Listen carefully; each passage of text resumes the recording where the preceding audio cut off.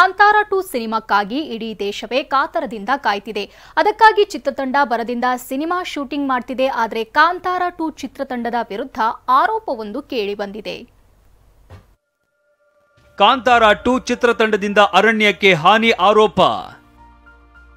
Shooting ವೇಳೆಯೇ ವಿವಾದಕ್ಕೀಡಾದ Kantara 2. ಅಂದ ಹಾಗೆ ಹಾಸನ ಜಿಲ್ಲೆಯ ಸಕಲೇಶಪುರ ತಾಲೂಕಿನ ಹೆರೂರು ಗ್ರಾಮದ ಅರಣ್ಯ ಪ್ರದೇಶದಲ್ಲಿ ಕಾಂತಾರ 2 ಚಿತ್ರೀಕರಣ ನಡೀತಾ ಇದೆ.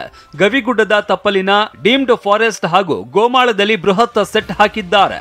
ಆದ್ರೀಗ ಅರಣ್ಯ ಜಾಗಕ್ಕೆ ಬೆಂಕಿ ಹಚ್ಚಿ ನಾಶಪಡಿಸಿ ಅಲ್ಲಿ ಸೆಟ್ ಹಾಕಿರುವ ಆರೋಪ ಕೇಳಿ ಬಂದಿದೆ. ಕಾಂತಾರ 2 ಅಂತ ಶೂಟಿಂಗ್ ಮಾಡ್ತಾರೆ. ಅದು ಸಿಡಿಮದ್ದುಗಳು ಮತ್ತು ಬ್ಲಾಸ್ಟ್ ಮಾಡೋದು ಆ ಸೌಂಡ್ ಇಂದ ಊರಿಗೆ ಬೆಳೆ ಹಾನಿ ಅದು ಇದು ಆಗಿದೆ. ಗ್ರಾಮಸ್ಥರೆಲ್ಲ ಅಲ್ಲಿ ಹೋಗಿ ನೋಡಿದ್ದಾರೆ, ಏನು ಹಿಂಗೆ ಯಾವುದು ಕಾರಣ ಅಂತ ಹೋಗಿದ್ದಾರೆ. ಅಲ್ಲಿ ಗ್ರಾಮಸ್ಥರೆಲ್ಲ ಆಕ್ರೋಶ ಪಟ್ಟಿದ್ದಾರೆ ಮತ್ತು ಅಲ್ಲಿಗೆ ಎಲ್ಲೆಲ್ಲಿ ಸಂಬಂಧಪಟ್ಟಿದ ಅಧಿಕಾರಿಗೆ ಅದನ್ನ ಲೆಟರ್ ಕಳಿಸಿದ್ದಾರೆ. ಅರಣ್ಯ ನಾಶದ ಫೋಟೋಗಳು ವೈರಲ್ ಆಗಿದ್ವು. ಈ ಬಗ್ಗೆ TV9 ಕೂಡ ವರದಿ ಮಾಡ್ತಾ ಇದ್ದಂತೆ ಸ್ಥಳಕ್ಕೆ ಅರಣ್ಯ ಇಲಾಖೆ ಅಧಿಕಾರಿಗಳು ದೌಡಾಯಿಸಿ ಸ್ಥಳ ಪರಿಶೀಲನೆ ನಡೆಸಿದ್ದಾರೆ.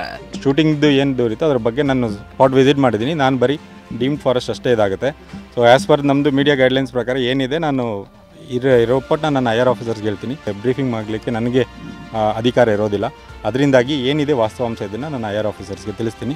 ನೀವು ದಯವಿಟ್ಟು ಅಲ್ಲಿಂದನೇ ಹೊರಡಿ. ಈ ಹಿಂದೆ ಅನುಮತಿ ಪಡೆಯದೆ ಅರಣ್ಯ ಪ್ರದೇಶದಲ್ಲಿ ಸೆಟ್ ಹಾಕಿದ್ದಕ್ಕೆ ಚಿತ್ರತಂಡಕ್ಕೆ ಜನವರಿ 4ರಂದು 50,000 ದಂಡ ಕೂಡ ವಿಧಿಸಲಾಗಿತ್ತು. ಇದೀಗ ಮತ್ತೊಂದು ಆರೋಪ ಕೇಳಿ ಬಂದಿದೆ. ಸಚಿವರು ಕೂಡ ಚಿತ್ರತಂಡ ಕೆಲ ನಿಯಮ ಉಲ್ಲಂಘನೆ ಮಾಡಿದೆ ಅಂತ ಹೇಳಿದ್ದಾರೆ. ಕಾಂತಾರ 2ಗೆ ಚಿತ್ರೀಕರಣ ಮಾಡಲಿಕ್ಕೆ ನಿಯಮಬದ್ಧವಾಗಿಯೇ ಅನುಮತಿ ಕೊಡಲಾಗಿತ್ತು.